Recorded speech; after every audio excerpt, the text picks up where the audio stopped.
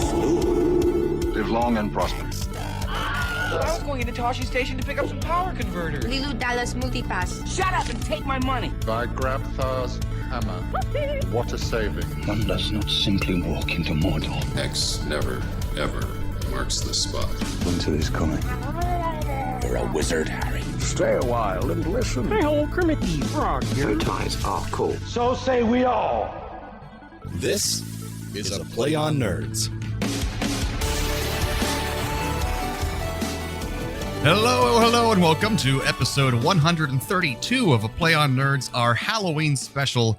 And this week we're going to be talking a lot of Halloween stuff, but also Ernest Scared Stupid, one of the Halloween classics, a cult classic, if you've seen it. It's one of my absolute favorite Halloween films, and I'm so excited that we get to talk about it. And I'm Jarman, and this is my co-host. I'm Steve, and we're going to co-host the hell out of this spooky Halloween spectacular. Ooh, it's been a good October. We've done a lot of spooky episodes. Yeah, I think we've kept it on theme. I think we got some good holiday stuff coming up, too. I hope we can do some stuff. Oh, of course we will. Of course. Thanksgiving, perhaps. Yeah, we're going to stuff it full. I think we already missed Canadian Thanksgiving, but we have regular It's Thanksgiving. okay. I'm not Canadian. That's true. We don't celebrate Boxing Day either, so screw that. No, we don't. don't. I don't even know what that entails. Sean, why don't you tell us what Boxing Day is? Or Paul. I don't know if Sean celebrates it. It might be a UK thing. Oh, I thought Canada had it too. Maybe they do. Okay, Sean, you let us know if you have it. And Paul, you let us know what it is. Yes. Or they don't Peter Hitch. He can tell us as well. Anyways. Anyone who wants to inform us, I refuse to Google it. I refuse. For American reasons. So what have you been up to since our last episode? Since our last episode, two very exciting things happened. The first is I actually got to play Dungeons and Dragons. Finally. It actually happened. Holy Toledo.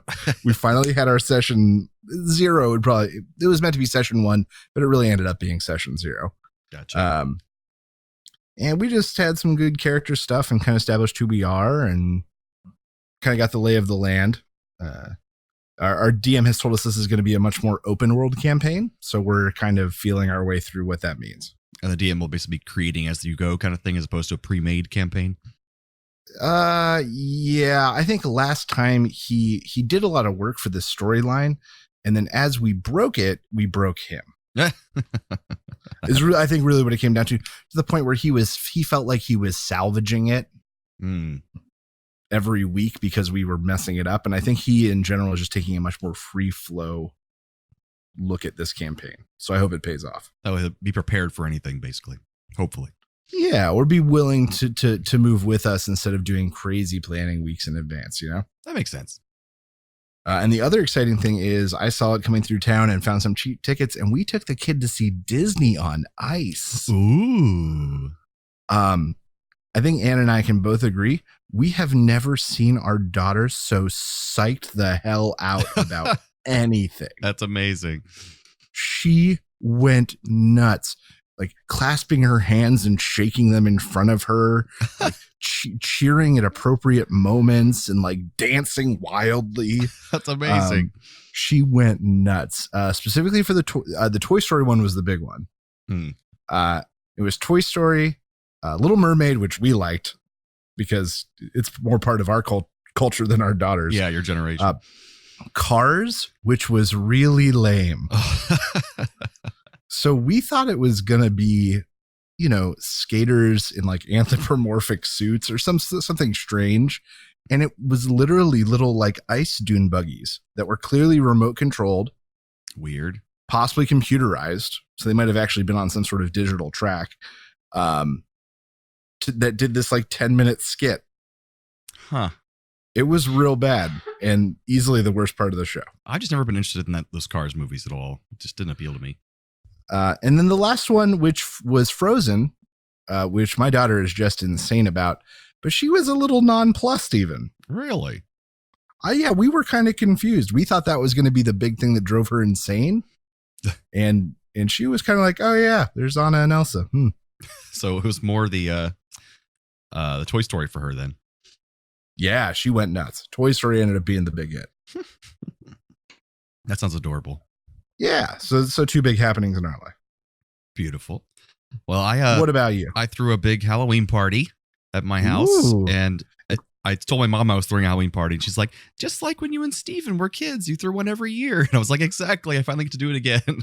So, in fact, I listened to one of our Halloween episodes from a year ago or 2 years ago to kind of get mentally ready for this one. mhm. And in it, you were like, and we used to throw these great Halloween parties, but I kind of fell off now. But maybe when I'm in my mid 30s, I'll start throwing them again. Well, I'm basically in my mid 30s now, so that makes sense. I'm just saying the prophecy is fulfilled. That's amazing. I kid you not. I was just listening to this That's episode. so funny. Yeah, because it's something I've always want to get back to. And since I'm, living in my house by myself now, and there's just no reason not to. So I had a cookout where I made burgers and hot dogs for everybody and suggested to have costumes. And we had bad movies playing in the background. And everybody seemed to get along really well. And we had the first time of my girlfriend, her friends and my friends kind of meeting in one place at the same time. And that went over really well. They seemed to like each other. So it's like mixing of two worlds. And it was really cool. Oh, okay. Yeah. A couple of our old friends from high school were there, but it's a good time. And then there was a movie we saw a trailer. We played a trailer for in this on past episode called "Scary Stories to Tell in the Dark." Oh yeah. And it was a book that a lot of teens read in our generation because it wasn't for little kids; it was too scary. But it was like a kind of a young adult horror stories. And so it was PG-13, and me and Jolie went to go see it, and it was very disappointing to me. Instead, I thought it'd be a bunch of short stories, like the books, kind of. But instead, it tried to do like an overarching characters and stories to bring those stories together, and they set it up for like a sequel, and it was just kind of lame and not scary. And I don't know. I guess kids would like it, but it'd be too scary for little kids, but not scary enough for adults. So it's like I don't know what they're trying to do. So I do not recommend Scary Stories to Tell in the Dark. Okay, it just didn't come together the way you were hoping. Yeah, like I can still enjoy kids movies like Goosebumps and those kind of things, but this one just had no place. It just didn't know what it was doing, so don't recommend it. But special effects were great, like good practical effects, but that's about it. So All I right, guess well, good Recca Warren. Recca Warren, yeah, or just complete Warren. Yeah. Just a Warren. So let's hear some nerdy news. It's time for Nerdy News.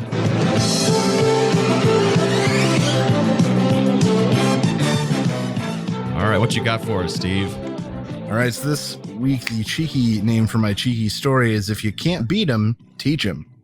All right. So at Fudan University in Shanghai, they have started to offer a class whose title roughly translates to apparently right, but actually wrong. The course covers 17 subjects, but primarily centers around differentiating methods for determining science versus pseudoscience. Interesting. Such as studies for vaccine risk and genetic superiority and genetic destiny kind of things. One of the instructors cited a prime example of a graph that was shown on local news channels comparing deaths at a local health center to deaths at a high-end comprehensive hospital.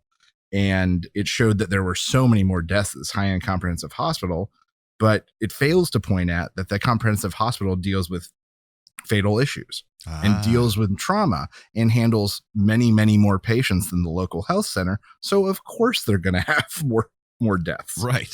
But that such a chart can mislead the populace in a major way. That's interesting. So many students have signed up that there have been petitions to turn it into an online course. But actually, some students that made it in are quitting because they're citing that they're only being taught to use common sense. Well, that's a good thing, right? But it's just so funny that's why they're giving up, because it's just common sense. Be skeptical. Just read a little bit more. Don't believe headlines. Read the article. So yeah, that's if you can't beat them, teach them. I enjoy that. What university was it? Fudan University in Shanghai. Oh, interesting. Okay. We did that course over here in the U.S. That's right. Apparently right, but actually wrong. Well, my story is something we talked about a long time ago, mentioned briefly on the podcast, which is this mysterious aircraft that they've had in space for a record amount of time. And we know nothing about it because the U.S. government refuses to say anything about it. It's called the X-37B, and it's shaped kind of like a space shuttle, but it's smaller and has no windows, and there's nobody in it. Like it's a, what do you call it? A personless craft, whatever. Right. So it's come back after a record time of 780 days orbiting the Earth. And originally it was shot up into space by the SpaceX rocket. And it's just finally come back down, and reporters have been asking a bunch of questions about like, well, what was it there for? And they're like, we were doing experimentation. And like, and that's all we want to say right now. So it's just been up for a long time. It's crazy advanced technology for it to have been up there so long and come back safely. And we still know nothing about it. So hopefully in the years to come, we'll find out what the hell they've been doing up there for 780 days. Wow. Yep, the X-37B. And they said it might advance technology that they'll use for Space Force. They did say that. So Space Force is becoming a real thing. But yeah, Space Force. At least someone's making a show about it. Yeah, so it's just weird. I thought an update on that story from years ago when I guess it was 2 years ago when it actually went up. Yeah, it must have been. So crazy times. Who knows? Wow. Aliens. I bet you the Venom symbiote's in there. Oh, that's true. Yep. That's what it is. Yep. It's going to come to life. All right. So before we dive into our main segment of talking about Ernest Scared Stupid, when we were dreaming up this Halloween episode, we decided we were going to do a whole episode about haunted houses. That's right. We should give the history. Not houses haunted by ghosts, but haunted house attractions. Yeah. And we chose a movie that I watched called The Houses That October Built that was really bad. Yeah, I saw it years ago, so I couldn't remember if it was good or bad. And it was bad to the point where, you know, that we love doing bad movies. Sure. Like we're our best. This was the kind of bad that was going to be terrible to talk about for more than 5 minutes. Just boring bad. So we switched gears, but we still want to talk about our haunted house experiences. Mm-hmm. And Germans continue haunted house experience at things like Halloween Horror Nights. Yes. I mean, Steve spent most of his time growing up here in Orlando, Florida, where there's Halloween Horror Nights, which is a big attraction for people in Orlando. It's at Universal Studios. Around 7 o'clock, they switch gears. Everyone has to leave and come back in and pay again, or get a dual ticket where they can stay there for the whole night. And you go through several themed haunted houses, and they do big marketing campaigns with like stuff like Stranger Things is one of the haunted houses. This year they have Killer Clowns from Outer Space. They've had American Some Werewolf years in it's Paris. a movie that they're pushing that's in their lineup, or a character that they're pushing that's in their lineup. Right, exactly. So I'm actually going to be going this year on Wednesday. Originally, I was going to be going today or yesterday, which would have been Sunday at the time of this recording, but I didn't get to go then, so we're going on Wednesday. So I'll have to update and talk about it when we come back for the next episode. But yeah, did you ever go when you were a kid, growing up? Yeah, you and I went a few times. My clearest memory, and it was always kind of the same shtick. Mm-hmm. Like I remember there was a Child's Play haunted house one year, and there was like a hospital thing. And then they also have random performers just kind of wandering the Universal Studios grounds. And they call them Just ready scare to actors. scare you. And some of them are really simple. I remember the one that got me the worst was like, it's a little kind of hunched over figure. Mm-hmm. And just walked so slowly all the way up and got right next to us, and then had a can with like something in it and shook it and rattled it. Oh. Scared the crap out of me. They do have a lot of those cans. but just super simple scare tactics. They have elaborate stuff, but it's not all elaborate. And also just growing up here and then staying here, a lot of my friends over the years have been scare actors there, and they have auditions every year, and everyone's like waiting on the list to see if they get in to be a scare actor. And sometimes it depends what you look like. They need a certain size for different characters and stuff. But I've known guys who go around with a chainsaw that has no chain on it, so it's just kind of scary and it sounds loud. Yeah, it's fun. One of my clearest memories of Halloween Horror Nights is one year we ended up going, I think, with Peter, our friend, and his parents. Right. And Peter, though he loves horror films, and he even reviews them, I think, on some sort of Facebook thing. He has a YouTube channel now, yeah. Yeah, he's got a YouTube channel. He reviews horror films. He was a scaredy cat back then. And so I remember we went through our first haunted house, and he was behind me. And it got to the point where my throat hurt because he was grabbing the back of my shirt so viciously at every single scare. So I remember telling him the next haunted house that I wasn't going in front of him, and he needed to go in front of me. That makes so sense. we go in. We're like halfway through. He gets spooked by something. I get kind of pushed backwards because he like recoils. I have to take a step back. An actor who is like on the side of the attraction that we don't know about is ready to pop out and scare us. But he wasn't expecting me to suddenly have to step back, and he comes out and his mouth lands on my ear. Oh God. And I remember he like stopped and he went, "Whoa, you okay?" And I went, "Yeah, I think I'm fine." He went, "All right, sorry." And then we just moved on. That's funny. But Peter got me 2 times that night at Halloween Horror Nights. Oh my gosh. Well, they have big waivers, things like signs up saying, please don't touch the actors or don't attack them, because they get attacked a lot because people are like, I guess their fight or flight kicks in and they want to hit somebody who's I'm sure it happens. And I'm sure that sometimes it's just jackasses pretending, but I'm sure it's genuine sometimes. Yeah. A lot of people try to scare the scare actors. It's like, what are you doing? Why are you even here if you don't want to be scared yourself? You're just like, Because we're dark and edgy. That's why we came to Halloween Horror Nights. We're alpha males. it's just stupid. But Let's go ride Jaws.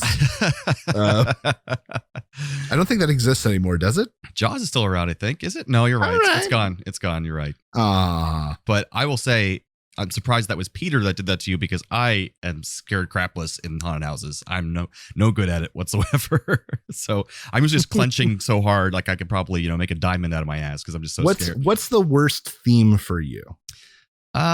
Children, probably. Okay, Like there's a like few creepy little blood orphans and stuff. Yeah, exactly. Like over the years, there's been a few of those. I can't remember. I think it was called La Llorona was the last time I went. It was this movie they were pushing for a while about some Spanish ghost, and there was a little girl in that haunted house and just scared the crap out of me. But it's probably like a That's 17-year-old or 18-year-old girl, but she looked like a little girl, and it was like, Oh yeah, absolutely. the hair in the face, like the ring. That creeps me the hell out every time. What's your scariest thing? Cans shaking in your face. I remember that because it just caught me so off guard. And I think when the art of distraction is used at its height is when I'm the most scared. That makes sense. I remember going into these, the most successful scares that ever got me, where you go into a room, a very simple room. And there are a lot of these kind of things, and like a strobe's flashing, and there's like a hanging doll hanging on the far side of the room. Right. And it's swaying gently, and you're just looking at it. And you're like, oh my God, what's that doll they're going to do? And you're getting closer and closer. And then a guy from the right that you didn't even know was there pops out, and you shit yourself at Universal Studios. Yes. Gotta change. Good thing you wore your brown pants. I think when the art of distraction is used the best is when I get the most scared in those things. And the good thing is, the fake gore and that kind of stuff, like that doesn't, yeah, I know it's fake. fake. So that's not what scares me or intimidates me. And they have a big budget at Universal, so like they have trap doors in the ceiling sometimes where actors pop out of, and it's just ridiculous. And the production quality is wonderful. All the makeup and the absolutely. The scenery design. It looks like you're in a movie. Yeah, the sets they use. It was great back then. I imagine it's so much even better now. Oh yeah, because they had corporate funding for like Stranger Things, and Netflix is like paying them to right, partnerships and that kind of thing. Yeah, it's ridiculous. And there's one in Georgia, in Atlanta. It's one of the biggest in the entire East Coast, called Netherworld, and I believe it's open year round. But it's big pushes obviously during the Halloween season. But it's just this huge haunted house with a giant budget, and it's just there all year round, and it's supposed to be like one of the scariest as well. So I never went. Wow. I was like, I don't want to go through that. I'll probably have a heart attack. But yeah, so I mean, I like being scared. I'm glad that it's only a one time a year kind of thing. For your heart.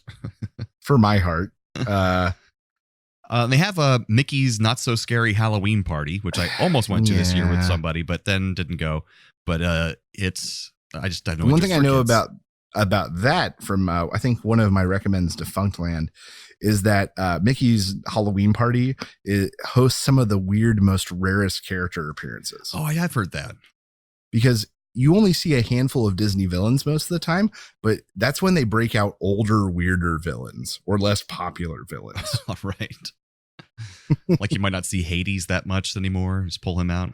Right. Or like the villain from Mulan. Yeah. It's like, what is he doing? Right, exactly. You don't see him ever, but during the Halloween celebration, they just bring them all out. Ooh. I had 3 lines. And then there's the Busch Gardens, I know has, or used to anyways, have like a haunted house type thing. And then there used to be, back in the day, there's a thing here called Church Street Station in Orlando, which was eventually bought out by not Ron Perlman, that's the actor, Lou Pearlman.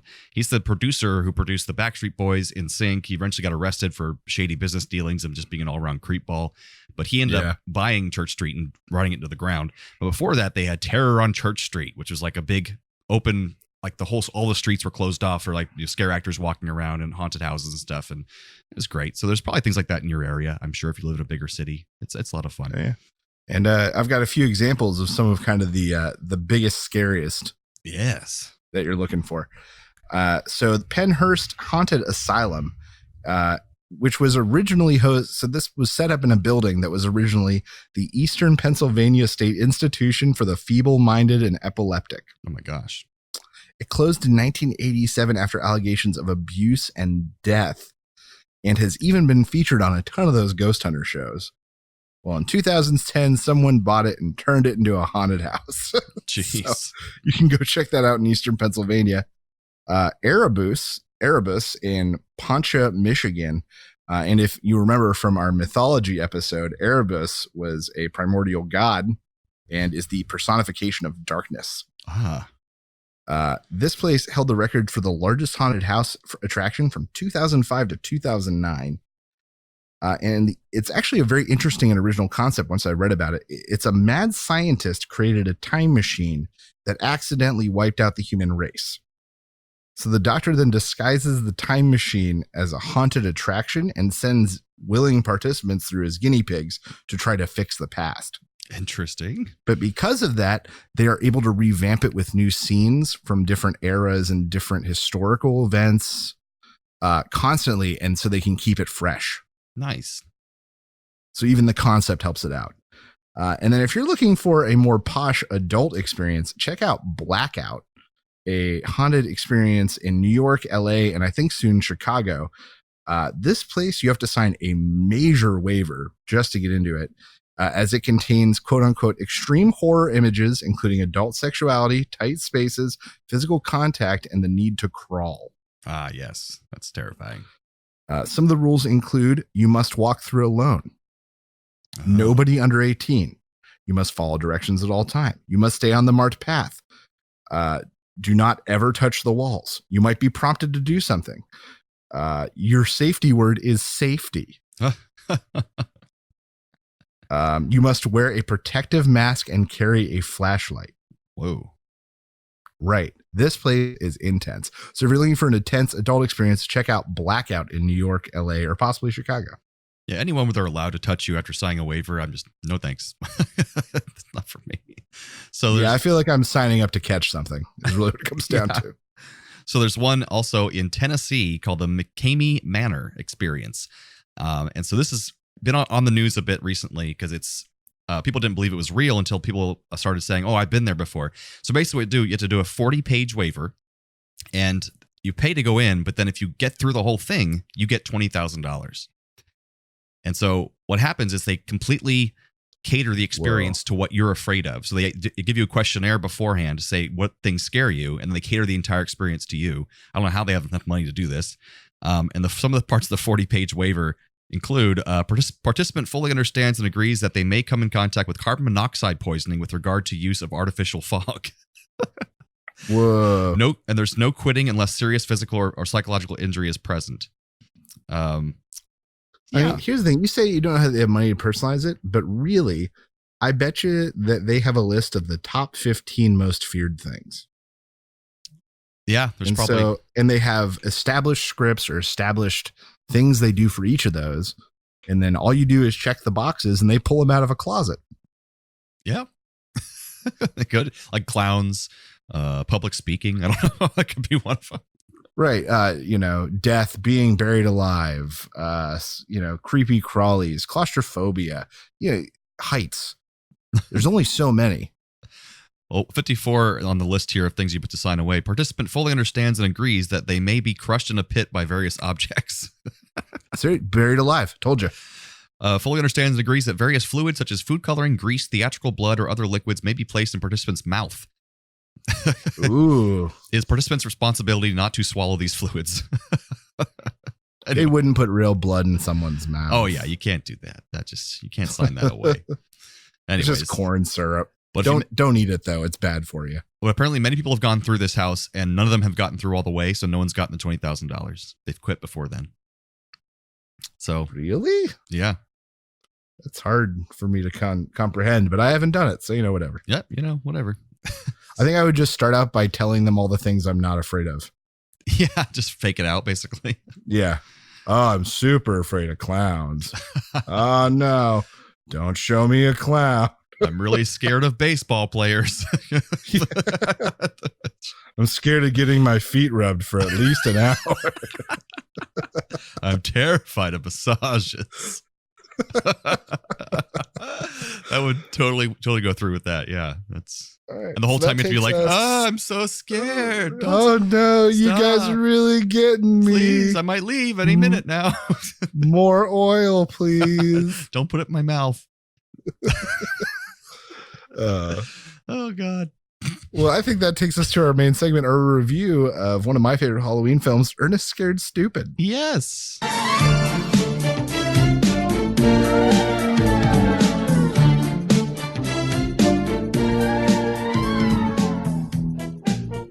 So that music plays during the opening credits with a totally fun little, I don't know, montage sequence of old movies and Ernest looking scared. And I loved that even the opening credits had whimsy.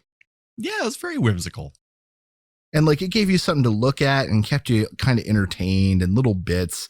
It's the same sort of thing with like the animated segments at the beginning of the City Slickers movies. Oh yeah, I forgot about that. Like it takes the opening credits and makes them a part of the movie and not just something you have to get through. Right. It's a little more entertaining. And it shows you the character of Ernest. If you don't know what you're getting into, you will now after watching the credits. True, it gives you a light introduction to the silly level. So before we get into it, Jarman, what did you think of this movie? I really enjoyed it. It was silly and fun. And if I was a kid, it was perfectly lighthearted. There were some really bad actors in there, but like the parents and stuff, but they don't really matter because it's all about Ernest and the kids. Yeah, I read a lot, not only on Rotten Tomatoes, but then I found some reviews from like Siskel and Ebert and the Washington Post and stuff when this came out. People hated this movie. I know. And it's like they say it's the last feature film that went to theaters for Ernest because this one did so poorly. And then Siskel and Ebert gave it 2 thumbs down back when they were a thing. And it's great for kids. And not only that, it's not just great for kids. I watched it and I like didn't have any real issues with it. I agree with you. The parents are real bad actors. They did not spend money on the adult actor. They did not. They had like Ernest and then his 1 or 2 side characters. And then they got Eartha Kitt and they were like, that's enough. We're not pushing it any further. Oh, Eartha Kitt was wonderful.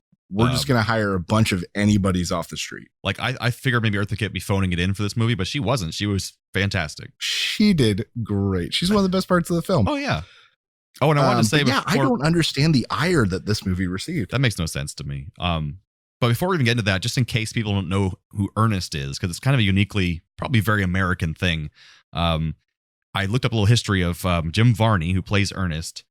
Fascinating story. This guy comes from Kentucky, and he, ever since he was like 7 years old, he was doing voices while listening to the radio with his parents. And so his parents got him into acting like when he was 7 years old. And so he ends up going to Virginia to be classically trained as an actor and just Shakespearean plays and that kind of thing. And finally has this character that he makes called Ernest that he does tons of commercials across the entire United States, mostly in like southern states. And that because he has that thick accent and everything. He's a very southern and character. He actually had a bunch of other characters. Yes. One of which is in the old lady character in this is also one of his old ones that he also did all these commercials with these characters for various products. And then the character determined what product he was advertising. Yeah. And that was all in the 80s, like 80 to 85 kind of. And that kind of got him into the character of Ernest being so popular that he even got like segments made about him on the nightly news. There's a clip on YouTube you can find Tom Brokaw doing a segment on who is this Ernest character? Let's look into this. And then they show him performing Shakespeare and stuff with no accent whatsoever, what kind of British accent. He sounds fantastic. And then they just talk about how he's sweeping the nation of popularity. And so then he gets to get these movies. I think Ernest Goes to Camp was the first one. Maybe. I know that this was like the 7th. Was it now? I thought it was like the 4th. Maybe. I think this is the fourth because it's the last one that was in theaters, and there were several more after this that went straight to video. Yeah, there were a few after this. Most of which I actually saw. I saw a few of them when I was a kid. That's what it is. Somebody took them and put them in chronological order. Oh, interesting. Yeah. There's like Ernest Goes to School and Ernest Goes to Africa and Ernest Rides Again that are all real bad. Wow. And kind of a weird connection to my family is my dad used to hang out at the VA. It's like not the VA clinic, but like the pub basically for veterans, whatever. And one of the guys his drinking buddies was Jim Varney's stunt double for all of his movies. Okay. Yeah, for some reason he lived in Orlando. But anytime they had a movie, they'd fly him out because he looked a lot like him, and they were friends apparently. So I just remember meeting him when I was a kid. I'm like, that's weird. You look just like him. It's just very strange. So it's funny, and this movie is something that I remember seeing for the first time when I was very young, and it was funny to read that they blame this on failing due to the low ratings from reviewers, but also that a lot of kids found it too scary. I could see that a little bit. I was traumatized by this film for years. Really? From the troll? Yeah, Trantor really got to me. Not only was he creepy, and now that even I see him now, his animatronic is incredible. Really good for a movie this budget. Just spectacular. And really you find out they play these cliches, but it's just enough to push a kid over in that, he like hides under a girl's bed and then appears in her bed. And a kid's just riding on his skateboard and he jumps out and grabs the kid and turns him into a wooden doll. That's pretty scary. Between those visuals and this movie, like truly for years was one of my scariest couldn't get through it movies. And my parents will 100% attest to this. Oh, I believe it. Yeah. And originally, apparently there was a possible script where this was going to be the troll would dig up dead children and use them to fuel his souls. And I was like, that's even worse. That'd be so terrifying. Wow. Glad some producer went, no. Because they were going to say for that one, Ernest was going to work in the graveyard as like the groundskeeper. And I guess I could kind of see that. Yeah, but still, that's just too dark. That's real dark. All right, so let's walk through the movie. Yeah. All right, so I thought this had a really gripping intro with the child running through the forest and a first-person perspective from what you're going to assume is the troll based on the sounds you're listening to. Right. They don't show you the troll yet. And it's back in time, I guess, Victorian era kind of thing. Yeah. And now this intro is a little bit notorious because the girl who he's chasing kind of looks like she's laughing and smiling. Yes. It was weird. And I feel like that was like a director gave her a bad direction. Or they just he's didn't like, have time you're running from take. this troll and you want him to chase you, but it's a trick. So maybe look like and it was too much for this 9-year-old actress to handle. And so it just came across like, I'm going to smile and run while I scream. It's really weird. It just feels like some director should have given her the direction of you just run and you look scared.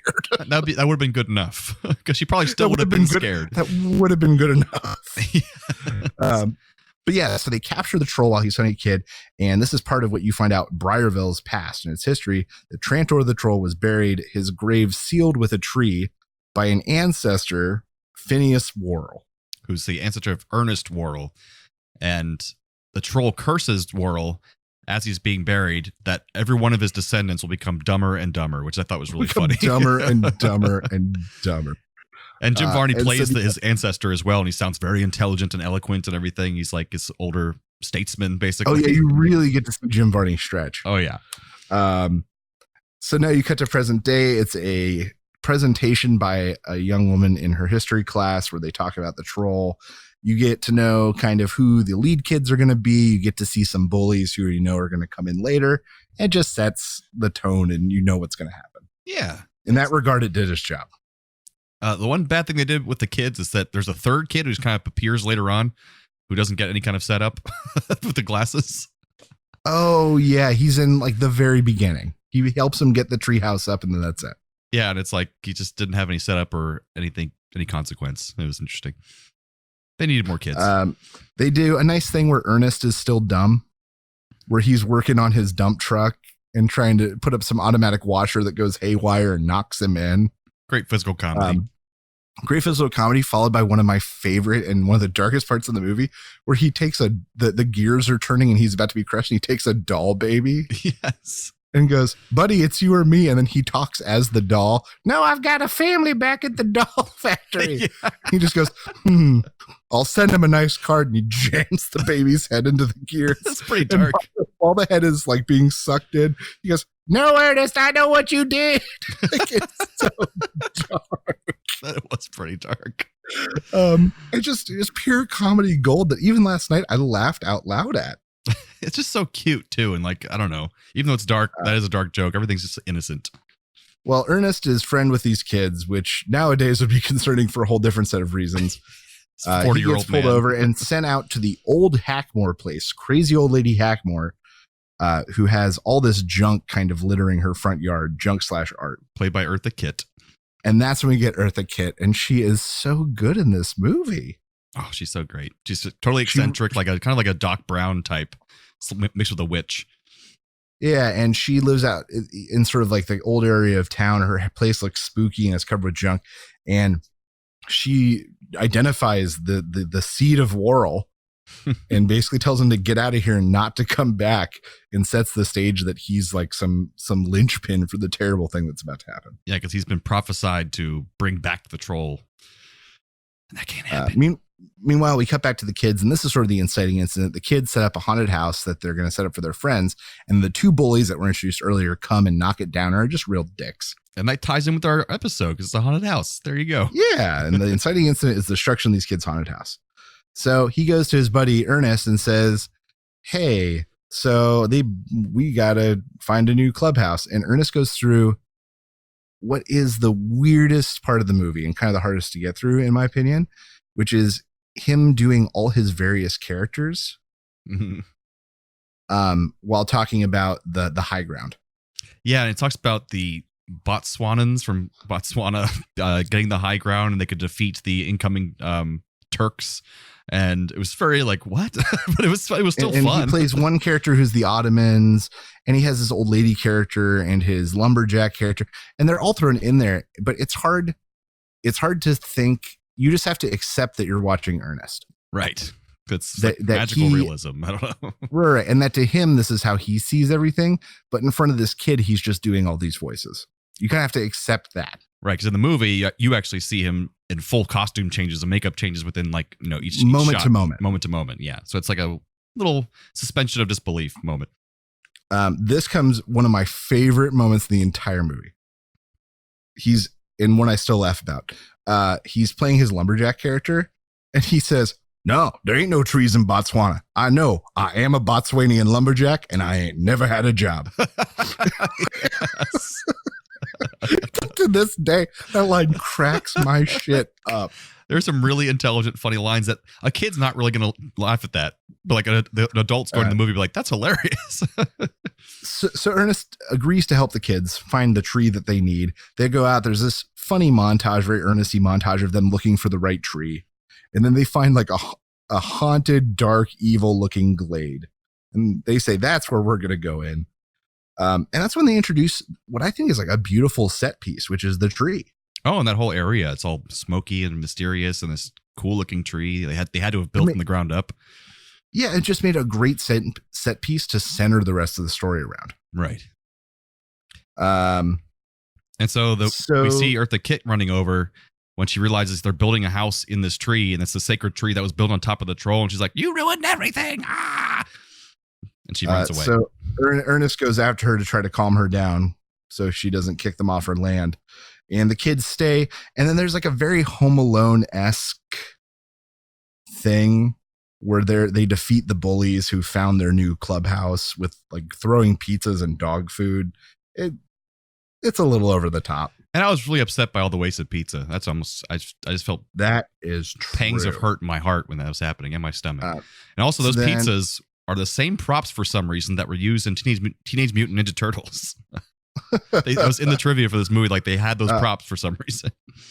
Also, the montage where they're putting the treehouse together features some of the worst ADR in film history. Oh yeah, I did see that. Come on, bring it up. We're looking great. We got this. It's so bad. And I will say that the timeline is weird here because basically those bullies knocked over their haunted house, chased them into the forest. The kids run, ask Ernest to help them, and he does that whole Botswanan monologue. They build a treehouse, and then the kids are still chasing after them. So we're supposed to believe that happened within like 10 minutes. And this is all supposedly after school. Yeah. So I don't know what the timeline's supposed to be, but that doesn't really matter. It's an Ernest movie. You just have to accept certain things. Exactly. So Ernest comes back, and for a dumb guy, Ernest certainly retains a lot of information that old lady Hackmore told him, talking about the troll and how somebody from Whirl on the night of Halloween will put his hand on the troll and say these magic words. He does all this, and he unleashes the troll. Yep. Well, it's kind of funny because he does know a lot and has a lot of practical knowledge and can build and fix things, but he messes things up a lot. But they describe the making of that character, Ernest, him and this marketing guy who originally created the character, saying they wanted a guy who just thinks he knows the answer to everything. So initially he was kind of like an arrogant kind of ignoramus. So like he thinks he knows everything because he's got a lot of knowledge, but he doesn't apply it very well. So that's kind of like how he became that character. And it makes sense. And then next, I think, came some good, clean movie making. Mm-hmm. So the kids break up for the night. They all say goodbye. The kid with the glasses, who Jeremy mentioned earlier, walks off, and he kind of slides into like a mud pit. They don't really expand on what it is. Yeah. The kid like falls in kind of to a mud pit, and he's like, help, someone help me. Someone takes his hand. He thinks it's Ernest. He looks up just in time, and you get your first real look at Trantor the troll, who has two noses, which is just such a striking visual. And the thing that always got me about Trantor is that they retained the human actor's eyes. Yes, somehow. That was the creepiest part about Trantor, and the thing that made him the most lifelike to me for the longest time. Yeah, like his body moves really well. The animatronics in his mouth and nose are ridiculously good. They form the words really well. And it was Trantor is so scary. And with that giant face not and even head. kidding. Like, how do they do that? But here, so he takes the kid, he turns him into a little wooden doll. So you get to see this happen. And then he takes it back to the tree where there's a opening that reveals 5 slots. Right. And he places the kid into a slot. And then these Brussels sprouts, is what Ernest describes that, start growing out of the tree. He's making his children, his army. And he's like, yes, rise, my army. And with like one progression of scenes, they told us everything about what's going to happen without someone having to like explain it to us. Right. And not only that, then with the tree, we have a good marker for the progression of the story without them having to be stupid about it. Or just like in your face about it. Yeah. He's getting up to 5. Oh no, we're that much closer. Show us, don't tell us. Right. They did a good job of showing. And mind you, later they did tell us a little bit when Ernest is literally like sitting and reading a book about the troll. But that's not the point. Yeah. It was still fun. It was a fun moment. He goes back to Earth the Kid. He announces that he let go of the troll. And then this became one of my favorite, where she's like, you are the baby, you are the boy, you are the 7th son of the 7th son. You are the great redneck hope. Yes. And he's like, I am the great redneck hope. There's a great scene where they kind of introduce 2 characters from his old Tom and Bobby. Oh, that they were some of his old movies. Characters. Yeah. Though played by a different actor, one of them, who run like a local store and are just looking to take advantage of Ernest. And by they're selling him pretty good actors. They were decent. And it's a great little bit, and it was short, so it was fine. But they're selling him troll away spray and troll bait and troll traps and everything. And the greatest album of troll love songs ever recorded. Holy. So meanwhile, Trantor is collecting more kids. They sort of hint at that he is afraid of milk.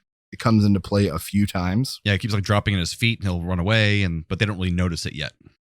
Yeah, and it was fun. I like that as an audience that we kind of knew it before the characters did, and not in a bad way.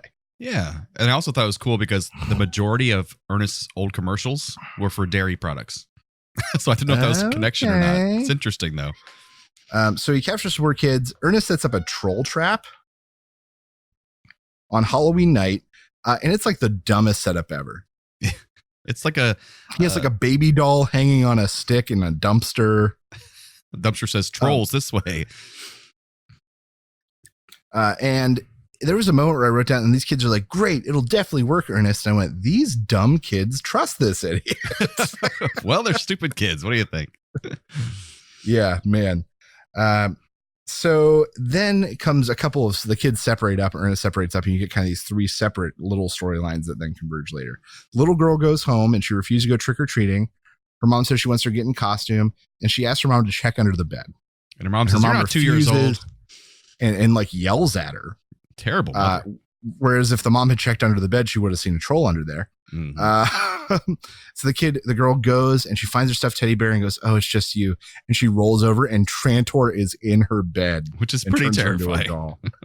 Terrifying. So then he goes after Joey, the main protagonist kid, who makes a run from him, and Trantor almost has him, and then a milk truck scares Trantor off. I thought he was Kenny. Yeah. Joey's the kid with glasses. Oh, I forgot his name. Joey's kid with glasses, who's now a wooden doll. Kenny escapes. Right. And then he tries to go to his dad. He's trying to tell his dad, the sheriff, about the troll, and his dad refuses to believe him and just calls him a crazy kid, and doesn't believe Ernest either. Thinks Ernest has had a nightmare or something. So, and in all this time, Trantor has collected 4 kids.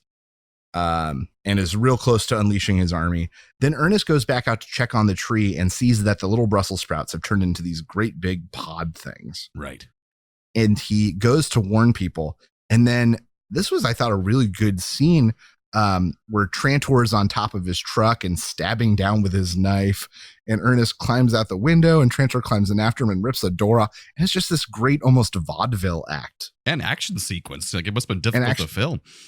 That you get to watch. All the while the dog's driving the car, which I thought was real good. I know. He's a very well-trained dog. And they get to have like a mini fight scene in the back of a truck littered with comedy, and then they end up running over Trantor. It's just a great scene. And then Trantor disappears. Doesn't know where he is.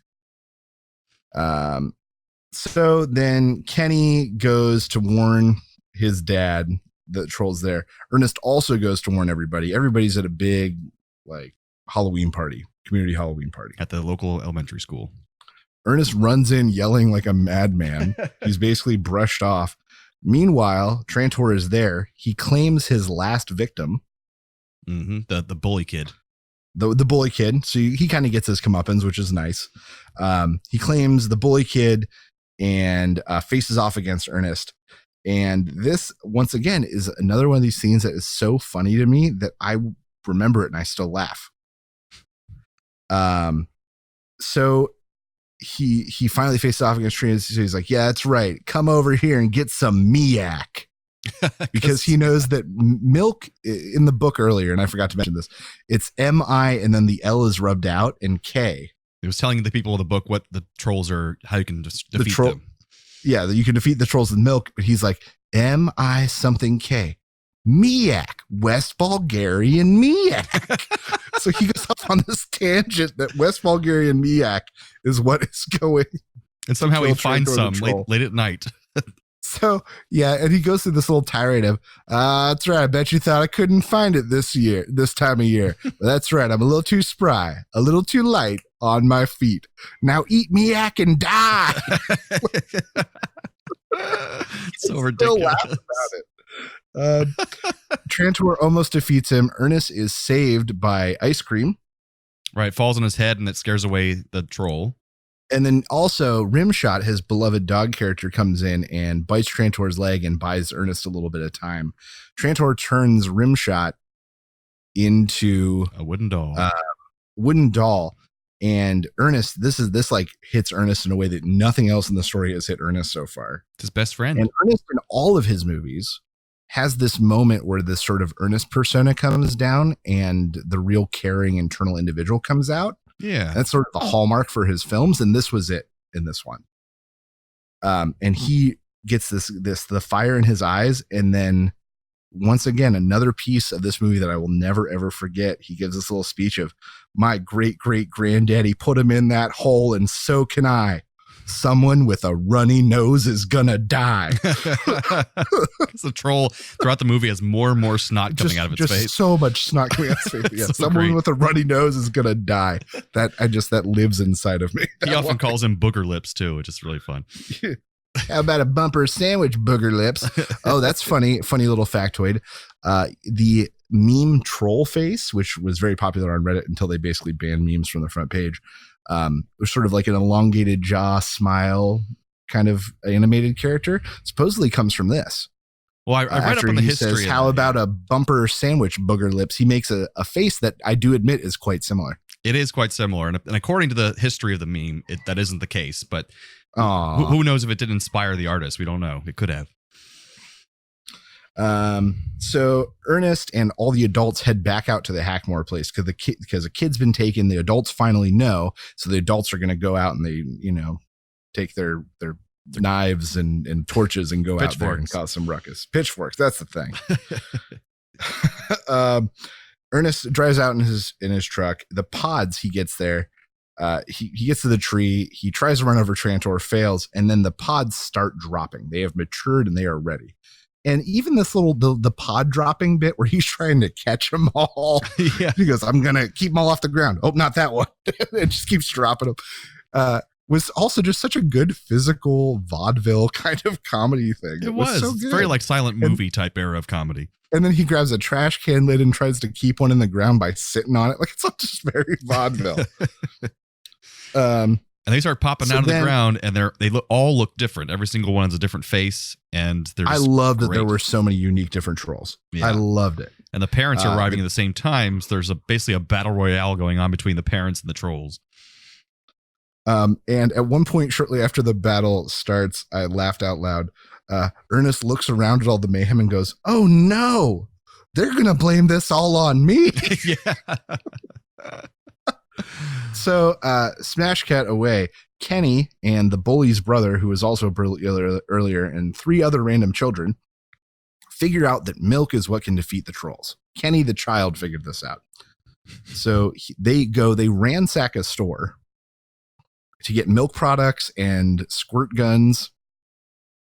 And they go out and they're now armed to go fight this troll army. And they ride their bikes out and they show up about halfway through this mayhem scene. Right. And I do have to go back a little bit because one of my favorite moments of this film. Oh, is, please. When Ernest is really down and he doesn't think he can do it anymore. He's lost all his willpower and he gets inspired again. He remembers I remember my 4th grade teacher always told me I never knew when to quit. And then it flashes back to him as a child wearing the same outfit, writing on the board, "I never know when to quit." And she goes, "He never knew when to quit." And then he starts scratching the board and she smacks him in the head. And they slams his head into the wall. Yeah, and they do that twice in the movie. They play the same clip. Never knew when to quit. I just love that moment so much.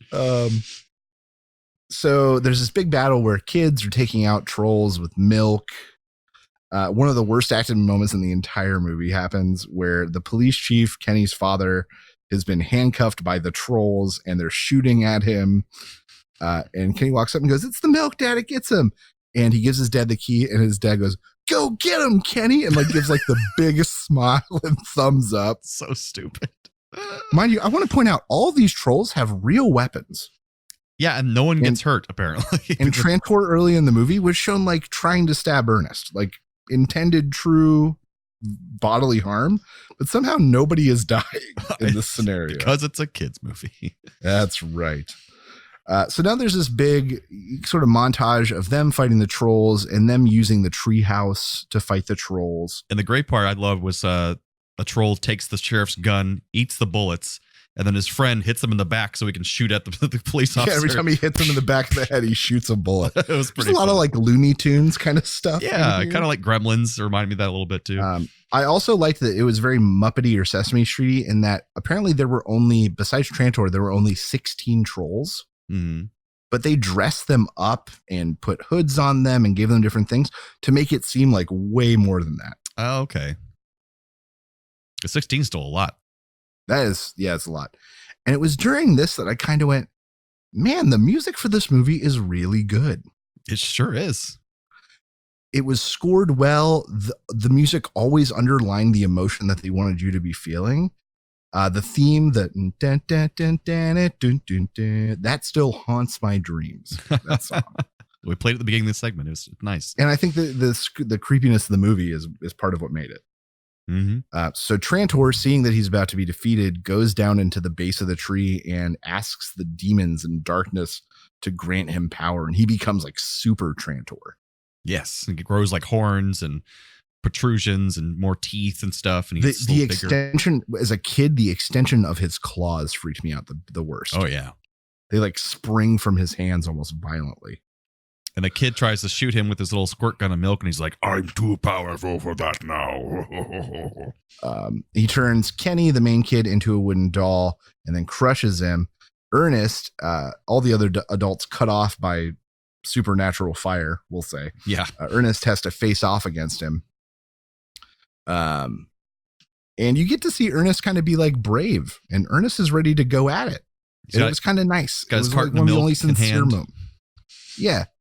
Come at me. You do pretty well with little kids. Let's see how you do with a man. Like, you know, Yeah, it was great. and it was genuine and nice almost.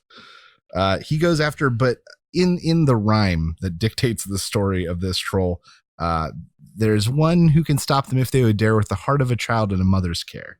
Mother's care is milk, and heart of a child is like Unconditional love. Unconditional love.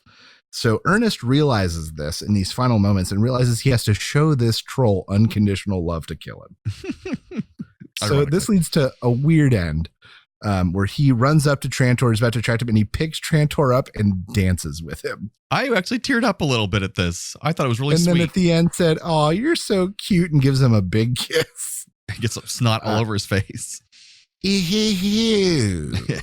Trantor begins to do this crazy wobble in air and shake, and then as Ernest backs away, Trantor explodes. Yep, killed by love. And in the end, all the kids go back from being to being regular kids. All the dolls, the wooden dolls, go back to being children. Some wooden dolls from Eartha Kitt's generation. She put in the tree so they can take She them back. puts in the tree, and they get to come out. And then in the last moment, Rimshot Yes, Rimshot comes back, and you get to see Ernest like melt and go, "Oh, we're gonna get something to eat. We're gonna like and literally fall out of frame with his dog as Eartha Kitt like looks down knowingly." So cute.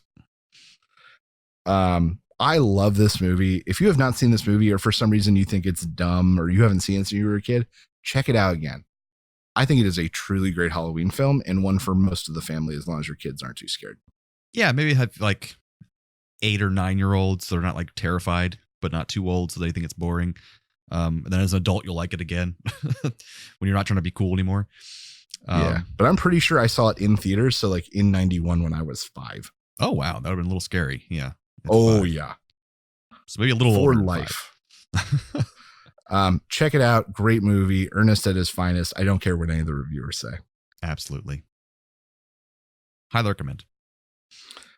All right. So as we move on to the show, I wanted to bring back one of my old bits that I've done on other holidays, and that's the reason for the season. Halloween edition. And I'm bringing you a second Halloween edition because I think I did this 2 years ago. Right. So I started looking at haunted houses for this initial thing we were going to do, and found that 2 Halloween traditions are steeped right in the Great Depression, and those are trick or treating and haunted houses.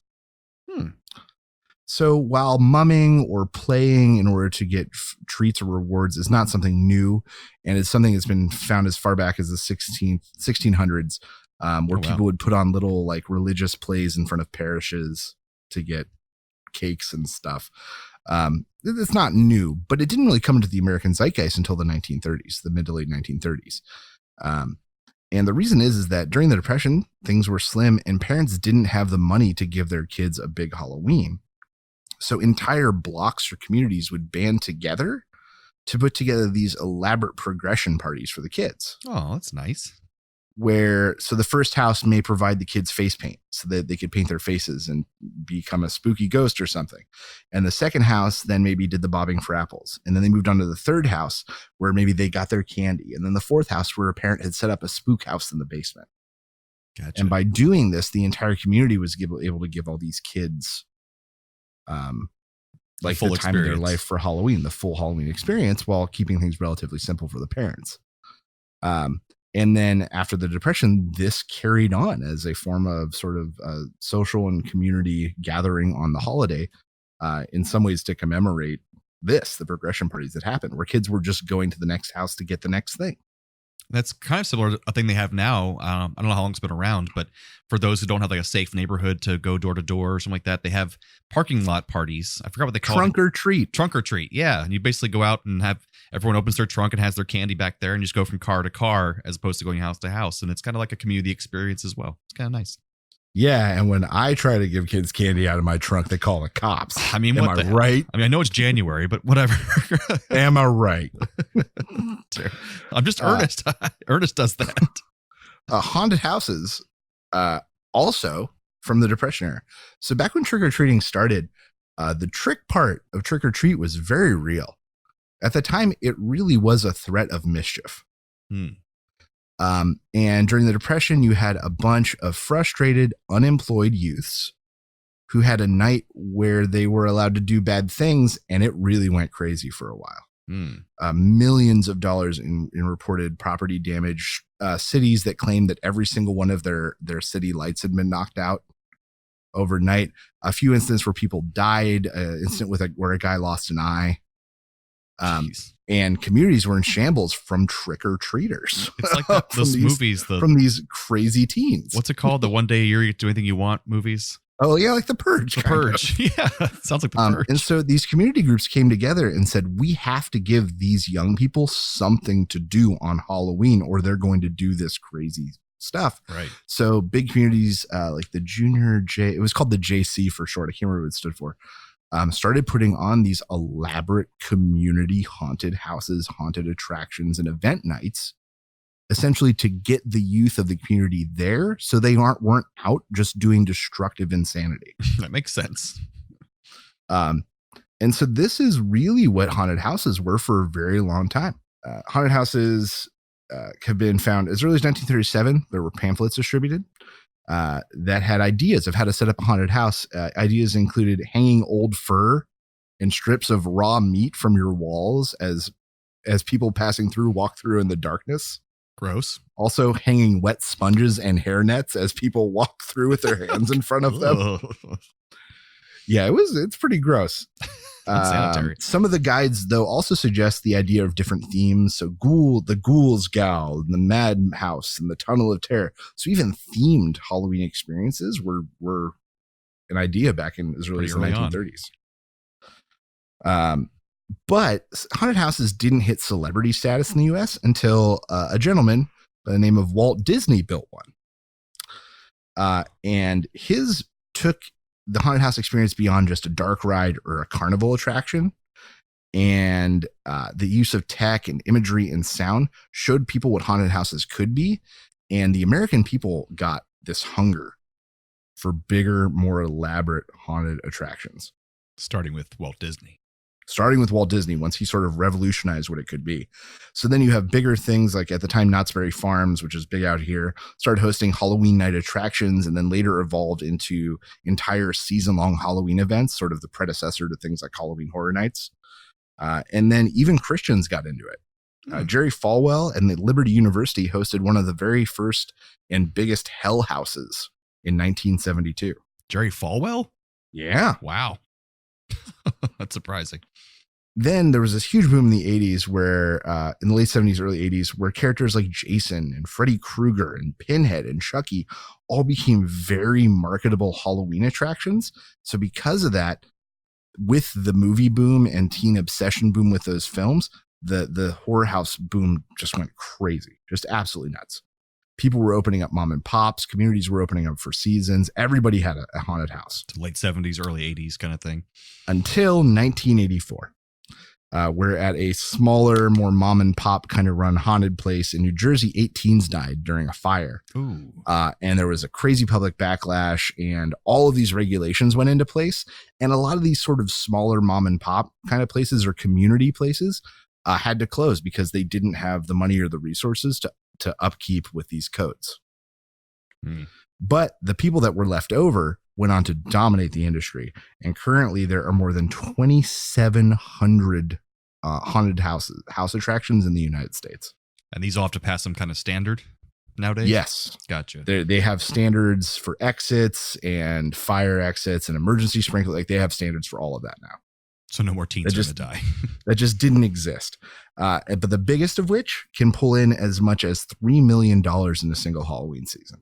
Jeez. We're in the wrong line of work. That's right.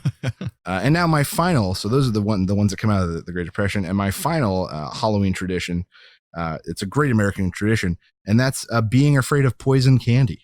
Mm-hmm. So this all started during the Industrial Revolution. As manufacturing moved away from local producers and people making something and became more large factories producing mass candy, doctors and a lot of older individuals often claimed that children who basically ate candy and then fell ill for any reason were poisoned.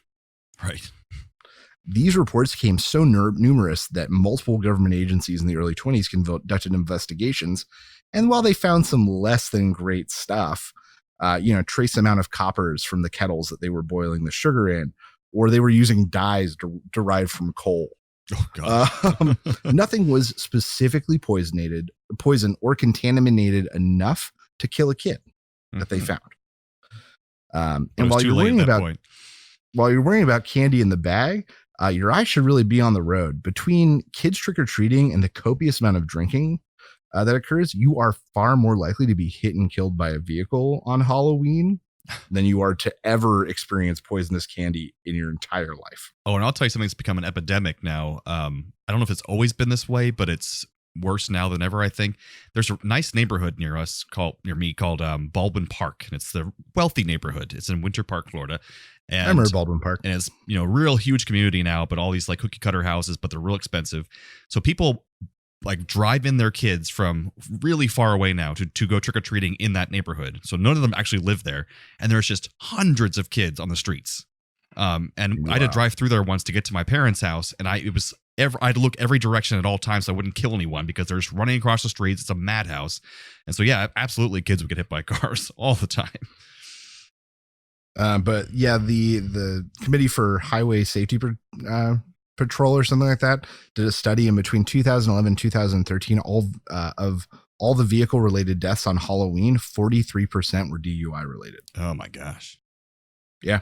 Terrible. So you shouldn't be looking in your candy bag. You should have your eyes on the damn road. And don't drink and drive. That being said, there have been a few very specific examples over the years that have happened that have fanned the flames of really what ends up being a media frenzy. The more I read about this, the more it was the media going with their first report and having knee-jerk reaction. And then later on, it didn't matter that the thing had been disproved or that they printed a retraction.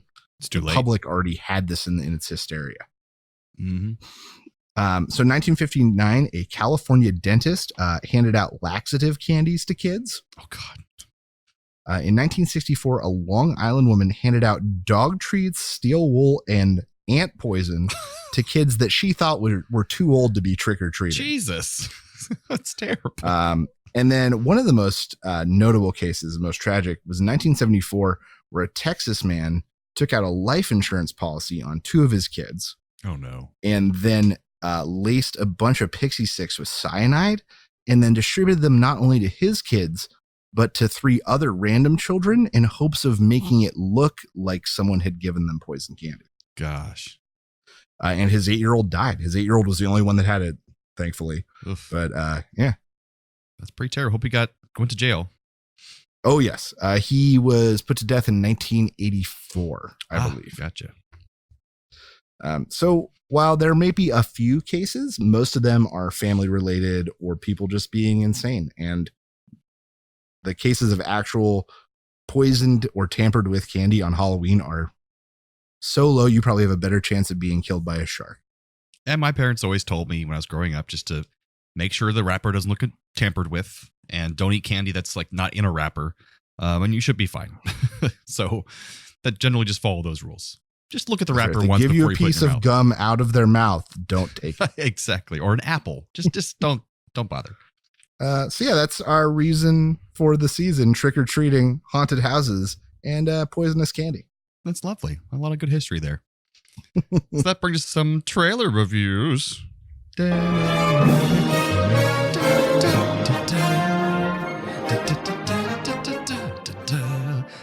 So first off, we have Bloodshot, starring Vin Diesel. I'm in this new movie. Yeah. So apparently this is based off a popular comic that I never heard of, but From Action Comics. oh, The only reason I'm aware of it is because Jason David Frank, who used to play the Green Ranger, was in a like YouTube series version of it. weird. And then there was Outraged when he wasn't cast in this one Outrage. from his 17 fans. I'm just lying. He actually has quite an impressive following. For some reason. All right. He's been well, at it a yeah. Let's play that Bloodshot trailer. And initiate sequence.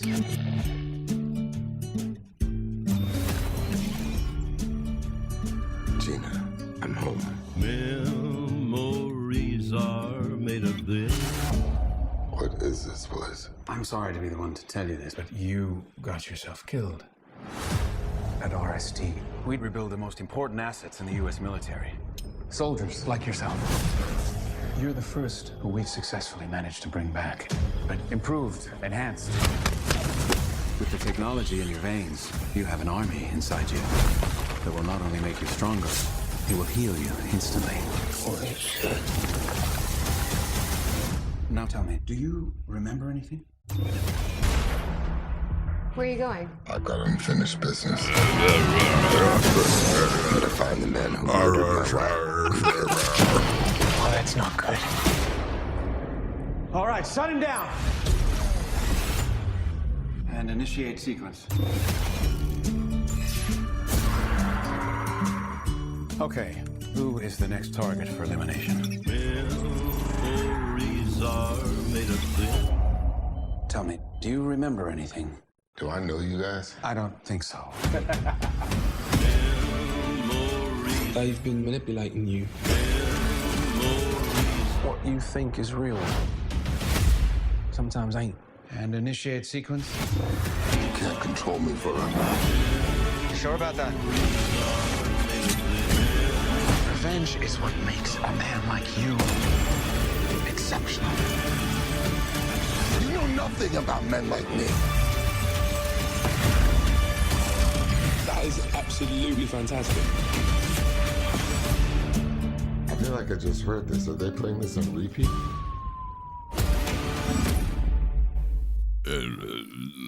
You should come and see my movie. Family. Anyways. So it seems to be about a guy who was a soldier, it seems like RoboCop, kind of. Kind of, at first glance. Like RoboCop. Where they inject him with little nano robots that fix his body and make him close to immune to harm. But then also they use mind control or memory replacement in some way to make him kill the people that they want him to kill. By making him think that the person they want him to kill is the person who killed his wife, which also could be a false memory. The whole thing could be a false memory. Right. And so it becomes the doubt of who he is and what's real, and then him taking revenge on his handlers.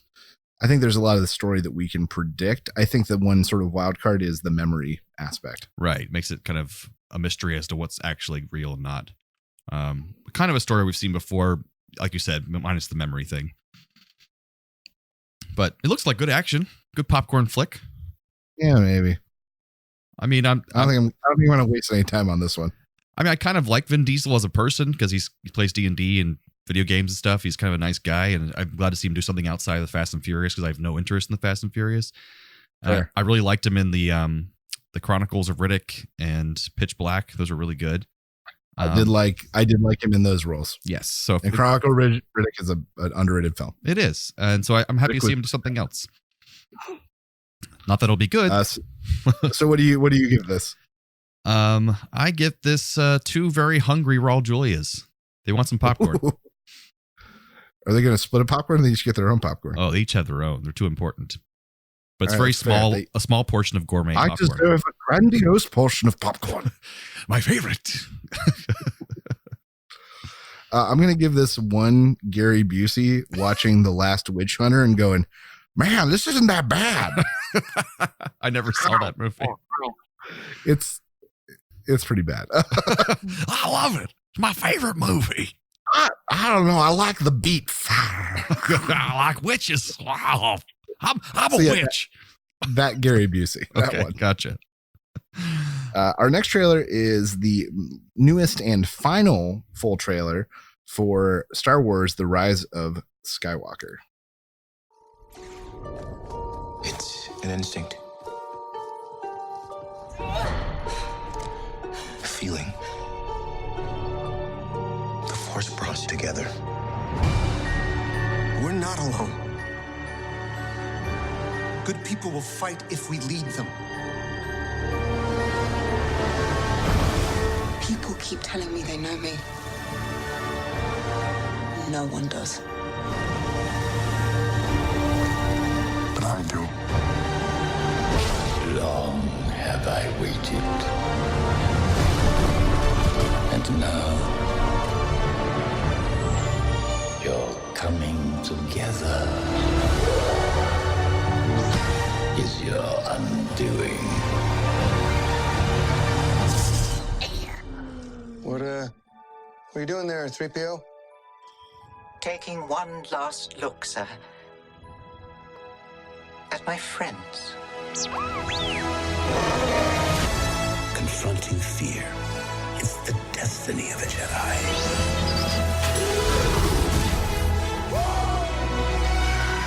Your destiny. The Force will be with you. Always.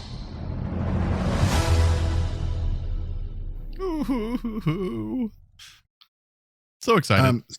So my first feeling about this trailer is that someone after the last trailer was so dark. True. And so brooding and so, we'll say, actiony looking. I don't know how to say it any other way. Mm-hmm. And edgy might be the right word. That I feel like they went, oh crap, the public got the wrong impression. All right, we got to make this next one real whimsical. I feel like this trailer is on the opposite end of the spectrum of the last trailer they released. I also feel like they do that in a lot of movies. They'll do that to cover their ground. So they'll appeal to both types of audiences, those who want a dark, broody movie and those who want a more light, whimsical and inspiring movie. And that way you get everybody to come see it. Maybe. Last time, the last trailer didn't grab me. This one does. It feels inspiring, epic, fun, interesting. Yeah, they show you that there will be epic battles without having to give anything away. Like that shot where they basically, some huger nerd than either of us, did a shot by shot play of where it's the Millennium Falcon and all the ships behind it, and named like 30 different ships from different books and video games. Whoa. Dash Rendar's ships there from What? Shadows of the Empire. That's awesome. Like they went through and found, and they're like, everybody is there. Wow. This is clearly the entire Resistance. This is everyone. I mean, they did say they want to end this story. Like it's going to be the end of it. So this saga will be complete. And other Star Wars stories will be told from different generations and timelines, but this is the end. So it's got to be big or go home. Yeah. Some, I don't know, a lot of cool imagery. A lot of like heartstring pulls. You know, they're messing with 3PO, which is a little, which I did predict that one of the droids was going to die like years ago in one of our previous episodes. And I wonder why he has to die. Like there must be some reason, like transferring his consciousness or something, or I don't know. Yeah. So the theories that have been surrounding this, some of it comes from books, and that they think they might be taking some plot lines or plot beats from. But apparently, so like after the last movie, the New Order's main fleet is like shattered, literally shattered to pieces. Mm-hmm. And the idea is that the Emperor hid a fleet out on this icy planet. And so, you know, we get to see Star Destroyers literally breaking up out of the ice. Right. So this is the Emperor's hidden fleet, like his last resort. And so it's the New Order trying to get to it and use it to finish off. Makes sense. And so the idea that's been thrown around is that C-3PO has to load himself or load his consciousness fully into some sort of computer in order to operate this thing and stop it or stop the New Order or whatever. Interesting. They couldn't just copy his consciousness or something. Come on, guys. I don't know. Apparently there's also a case in one of the video games where a droid loads their consciousness into a ship. And so there's been some speculation that he'll become the Millennium Falcon. Oh, kind of like that happened in the not Han Solo movie. The was it Han Solo movie? Yeah, I think you're right. Maybe. Yeah, where a droid became the consciousness of the Millennium Falcon. That already happened. Yeah. Yeah. Well, maybe he's going to fight that guy. I don't know. But yeah, so there's been some predictions about that. But no, I'm excited. I already have my prediction for how it ends. What's your prediction? We got to say it now, live on the air. Okay, but here's my prediction for how it ends. There is a final face-off between Rey and Kylo Ren. And I think for a story point of view, they both have to die.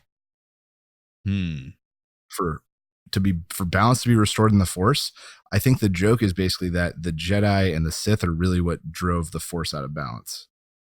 And so their last two remnants die, leaving the Force to re-find itself and to re-evolve with no taint of the Sith or direction of the Jedi.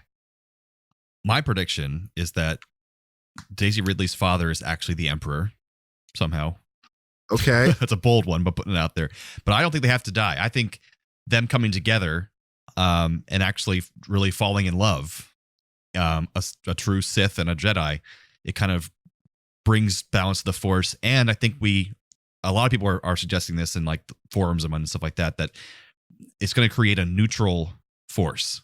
So there doesn't have to be Jedi or Sith or darkness and light. It can be one neutral thing that kind of goes throughout the universe, and that's the true balance that has been sought for all this time.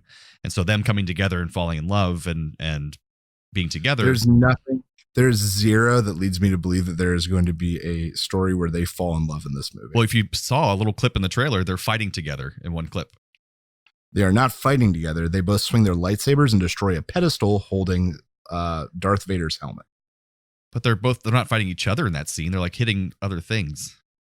Yeah, they both swing and hit a pedestal, but they could both be swinging together to off balance. Maybe they're not shown fighting together. I thought they were hitting stormtroopers. Also, during that scene, Rey is holding a metal dagger in her hand, which is yet identified and thought to maybe be a Jedi relic of some sort. Interesting.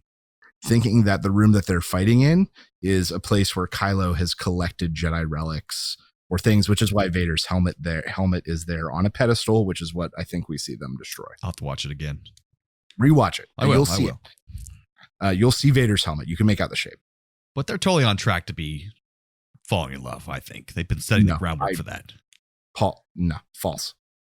With the whole love scene, basically, with him like projecting himself to her on that island, and they're like getting to know each other. And yeah, but she's like he's like tried to kill everyone she loves like 6 times. It's not going to happen. You got to give up the ghost. It is not. Raylo. No, it isn't going to happen. I'm sorry, it just can't. But We'll I see. think exactly what you're saying is exactly my theory, just the flip side of the coin, which is the Force itself is balanced, and it is these acting parties throwing it out of balance. Yeah, creating these factions in the first place is creating imbalance, right? I think that's the idea. But you're saying that them falling in love and creating some sort of neutral is the solution. I'm saying both of them dying is the solution, but the same solution. That's true. I think we're coming to the same conclusion, just from different ways, right? How they're going to get there. Well, I hope we're right. I hope. I hope. Or you know what I hope for? I hope it's a mind-blowing ending that I couldn't have possibly predicted. I mean, that'd be a great option. Yeah. So this one takes. I'm going to give this one a Raul Julia on Christmas morning in like the 70s, opening up and getting the placard that says he's going to get the Star Wars figurines when they finally come out. But he's real excited anyway. He doesn't give a crap. There's no toys there. He's so excited for that card with a promise of those toys. I'm picturing a Raul Julia's adult head on a child's body. Oh, yeah. And he's wearing like choo-choo train jammies, but with the mustache from Addams Family. And the hat from Street Fighter. Yes. That Raul Julia in choo-choo jammies. And he's just jumping up and down with that card that says, you'll get 3 of these figurines in 6 to 8 weeks. Through mail. Oh, mommy, daddy, thank you. Mine, I'm giving it 200 Raul Julias that pre-purchased their tickets, and they bought out the whole theater for opening night.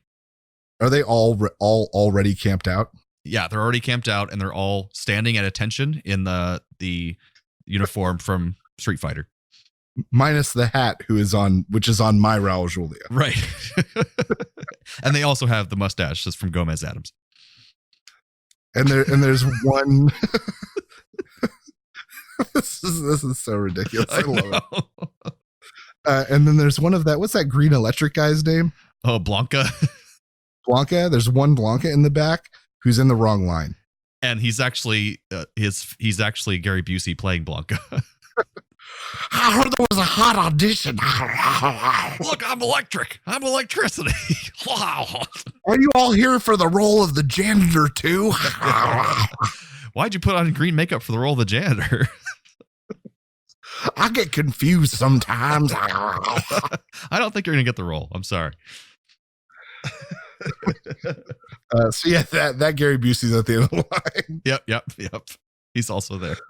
He's gonna ruin the whole movie. So that takes us into some radical recommends. Does it really? I recommend. If you have the means, I highly recommend picking one up. What do you recommend I do? I recommend Pleasant. All right, what you got for us this week, Steve? So this week in my dive of YouTube, I found this once again an individual doing something mundane with passion, and it makes you passionate about it too. And that is the Hoof GP. The Hoof, HOOF, like a cow's hoof, GP. And it is exactly what it sounds like. He is a like large veterinary hoof care guy. And he's got a great accent that is sometimes hard to get through. But he's from, I don't know, Ireland, Scotland. It's thick. It's pretty important. It's thick sometimes. I'm not going to lie. And he has this rig and he goes to cattle ranches and he helps care for cows' feet. Oh. And shows different problems that their feet can have and how if a horn grows in too far one way, it'll cause the foot to split this way and then the cow can't walk straight. And so he'll go in and correct that. Or sometimes there's disease or, a cow got something in its foot. So he cleans it out and talks about how to keep it, how he's going to put on a shim to keep it off the ground for long enough for it to heal, and how he's going to trim the back part of the hoof so that when it grows in and encapsulates. And now mind you, there's some gross stuff. I was wondering about that. So if you're not into gross stuff, maybe don't check out a lot. Some of his videos are clean, but there are some gross ones. But it's just cool to see this guy whose whole life is these animals that are basically in servitude to humans to eventually die, and like taking care of them. Oh, it's like getting a pedicure and more for the cows. Oh, and more. This guy is like truly like he knows how to cure what ails him. And see, if you ever thought, God creating all the creatures, a hoof is not a very practical thing. It gets screwed up quite a bit. Yes, from what I can tell in this video, yes, the hoof gets screwed up quite a bit. So check out the Hoof GP on YouTube. Highly recommend. Once again, if you're squeamish, maybe look away from time to time. Gotcha. That sounds like fun. And interesting. Totally different thing you would never think to look at. Yeah, never. Yeah, it's like the vacuum page from last time. Oh yeah, that's how I find. There's some great stuff on YouTube, guys. It's so fascinating. A lot of passionate people. I will give a Rec-A-Warn to Downton Abbey. So I would never have watched this show on my own. My parents watched it a long time ago, but I'm trading off shows with the new girlfriend, so she's going to eventually have to watch Star Trek. But I'm and she one of her favorite shows of all time is what was that? The joke's on her. Yeah, because there's a lot more Star Trek than there is Downton Abbey. Right. But she loves the show. And she's in tons of nerdy shows as well, but this just happens to be one of her favorites. And so the Rec-A-Warn part is that the first like 5 episodes, there's only like 8 episodes at season 1 because it's so short British seasons, were really slow and sloggy. Not a lot's going on. You're like, why do I care about this? There's just these rich people problems. There's not a lot of stakes here. And then all of a sudden, by episode 6, I'm like, are they going to clean the drapes before the Duke comes over? Are they going to clean them? What's going to happen if they don't clean them? I want to know. So I'm like, why do I care so much? So it's really weird. You get really into this really high, society problems that have very low stakes, but just suddenly becomes, you're super fascinated with. The acting is so good. Hey, don't leave me hanging. Do they clean the drapes? Oh, they clean the drapes. Just barely. Shit. Just barely. The Duke will be pleased. And then maybe he'll marry my daughter.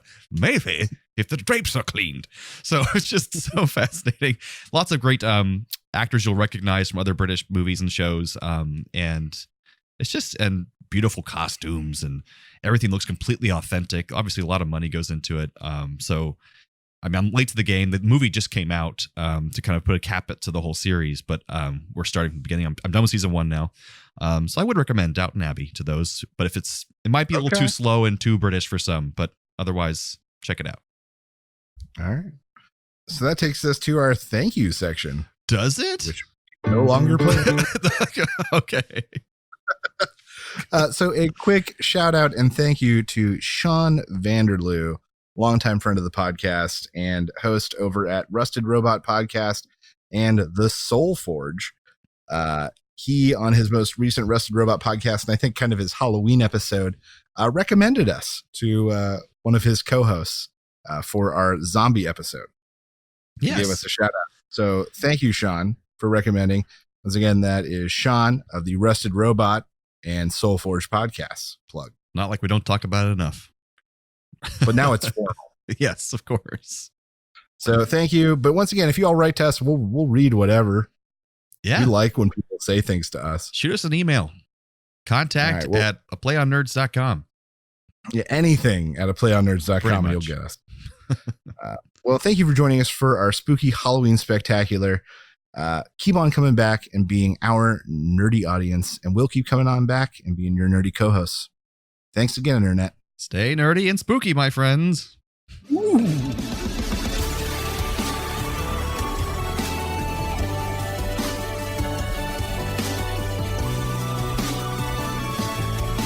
Thanks for listening to A Play on Nerds. Find all of this content and even more nerdy news, reviews, and fun at www.aplayonnerds.com. Be sure to like us on Facebook and follow us on Twitter so you know the exact second we release new podcasts, articles, and other nerdy content. We know you're impatient. Subscribe to us on iTunes, Podbean, Buzzsprout, Podomatic, and whatever the hell else you use. Also, please leave us a rating and review on your chosen podcast platform so we can be discovered by even more nerds like yourself. However you do it, check us out. And how.